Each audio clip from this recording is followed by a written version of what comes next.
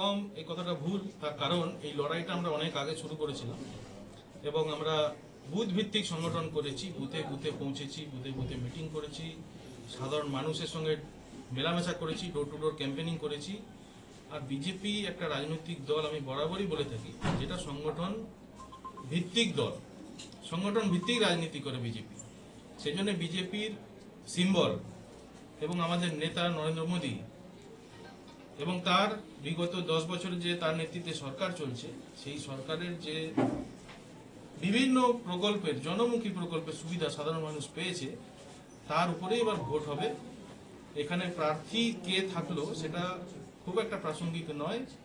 সেই জন্য প্রার্থী বদলটা এখানে কোনোভাবেই কোনো রকম এফেক্ট করবে না।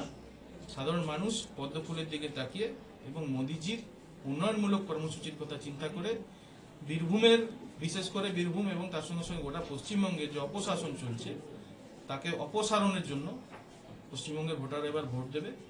সেই হিসেবে বিজেপির প্রতিনিধি হিসেবে আমাকে সামনে রাখা হয়েছে। আমার যা করণীয় সেই কাজটা আমি করব। মনোনয়নপত্র আপনার স্ক্রুটিনি হয়েছে? স্ক্রুটিনি হয়েছে, আনঅফিসিয়ালি আমাকে জানানো হয়েছে, সেটা অ্যাকসেপ্টেড হয়েছে। 3টের সময় সার্টিফিকেট নেওয়ার জন্য বলা হয়েছে। হাইকোর্টের রায় যদি অন্যরকম আসে তখন কি হবে? হাইকোর্টের রায় যদি অন্যরকম আসে, পার্টি সিদ্ধান্ত নেবে। পার্টি যাকে ক্যান্ডিডেট হিসেবে সামনে রাখবে উনি ক্যান্ডিডেট হবেন, আমাকে বললে আমি প্রত্যাহার করে নেব। পার্টির সিদ্ধান্ত এখানে শেষ কথা। পার্টি যা বলবে, পার্টির সৈনিক হিসেবে আমি সেটাই করব। দেবাশিস বাবুর সাথে কথা হয়েছে আপনার? দেবাশিস বাবুর সাথে কথা হয়নি, উনি আসছেন, রাস্তায় আছে। আপনি তো 4টি লোকসভার ক্লাস্টারের ইনচার্জ আছেন, বাকি 3টির দায়িত্ব পার্টি চিন্তা করবে। পার্টি আমাকে যা দায়িত্ব দেবে আমি সেই কাজ করব।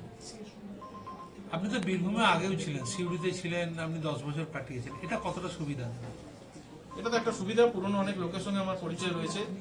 বিভিন্ন গ্রামে গঞ্জে আমার নিজের, আমি ঘুরেছি, সাইকেল নিয়ে ঘুরেছি, পায়ে হেঁটে ঘুরেছি, বাসে করে করে গিয়েছি। তো পুরনো লোকের, অনেক লোকের সঙ্গে আমার আবার যোগাযোগ হবে। এটা একটা বাড়তি সুবিধা আমার জন্য।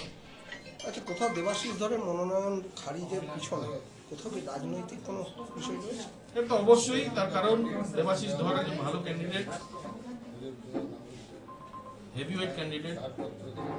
উনি নেমেছিলেন বীরভূম, সেটাকে বীরভূম আমাদের তৃণমূল কংগ্রেস সেটাকে থ্রেট মনে করেছে, সেই জন্য ওনাকে আটকানোর জন্য তারা সর্বশক্তি লাগিয়েছে। তো সাময়িকভাবে এখনো পর্যন্ত তারা সেই কাজে সফল হয়েছে। পরাজয়ের আশঙ্কা থেকে কি রাজ্য সরকারের রাজনীতি?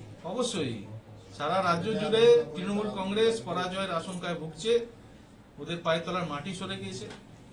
সেই জন্য সব জায়গাতেই ওরা এখন এই ধরনের মানে একটা অন্যভাবে রাজনৈতিক লড়াই, গণতান্ত্রিক লড়াইয়ের পরিবর্তে পথ আটকে, যেটা সাধারণ মানুষকে ভোট দিতে দেয় না, ওরা ভোটারদের গণতান্ত্রিক অধিকার কেড়ে নেয়, ঠিক সেই একই পদ্ধতিতে এই ধরনের বিভিন্ন ধরনের কাজকর্ম করে তারা আটকাতে চাইছে। কিন্তু এটা বাস্তব হবে না, এটা আটকানো যাবে না বিজেপিকে।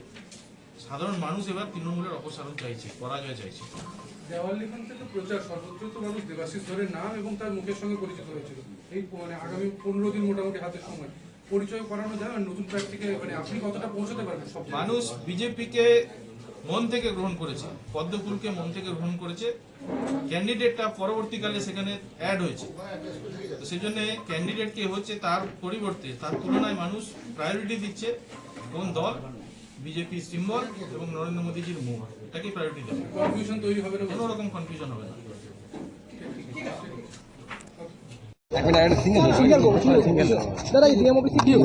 ওই টেকনিক্যাল ফল্টের জন্য আমার প্রার্থী পদ অ্যাকসেপ্ট করা গেল না, নো ডিউ সার্টিফিকেটের জন্য। এর পরবর্তী পদক্ষেপ আপনি কি ভাবছেন? আমরা আদালতে গিয়ে দৃষ্টি আকর্ষণ করব যত তাড়াতাড়ি সম্ভব।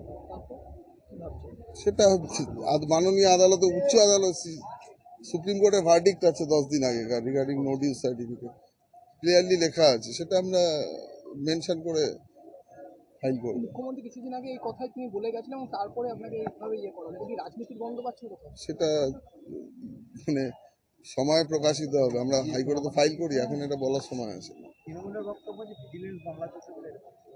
আরে ভাই, ভিজিলেন্স রাষ্ট্রপতির অ্যাকসেপ্ট হয়ে যাওয়ার পরে এর কোনো অস্তিত্ব থাকে না। আমি তো রিজাইন করে এসেছি, section 5 all India service rule অনুযায়ী আমার রেজিগনেশন অ্যাকসেপ্ট হয়েছে। এই বীরভূম লোকসভা আসনে তৃণমূলের এগেস্টে কি আপনি হেভিওয়েট বলে কি চক্রান্তের শিকার বা কিছু মনে হয়? তা দেখুন, আমি হেভি ওয়েট বা যা ওয়েটই হই না কেন, মানুষের যা মুড আছে, আমি ক্যান্ডিডেট থাকি না থাকি, মানুষ ঠিক করে নিয়েছে যেভাবে তাদের আমি যতটুকু প্রচার করেছি যে কতদিন, মানে মানুষ কিন্তু রেডি হয়ে আছে ভোট দেওয়ার জন্য, এইটুকু বলে দেবে। যদি দেবতনু ভট্টাচার্য শেষ প্রার্থী হন, আপনি কি তার হয়ে বাকি সময়টা প্রচারে নামবেন? দল যা বলবে অতি অবশ্যই, আমি কি দলের বাইরে নাকি? দল আমাকে যদি বলে তার হয়ে প্রচার করতে করবো। কিন্তু আপনি এখনো তো আশাবাদী আছেন হাইকোর্টের হাইকোর্ট নির্দেশ দিলে আমরা অবশ্যই সেটাকে, এই যে রাজনৈতিক এটাকে নিয়ে কি রাজ্যের বাকি আসনে আপনি প্রচারে যাবেন ঘটনাটাকে সামনে নিয়ে? যদি দল বলে নিশ্চয়ই যাব, আমি তো দলের মধ্যে নেই। Thank you sir.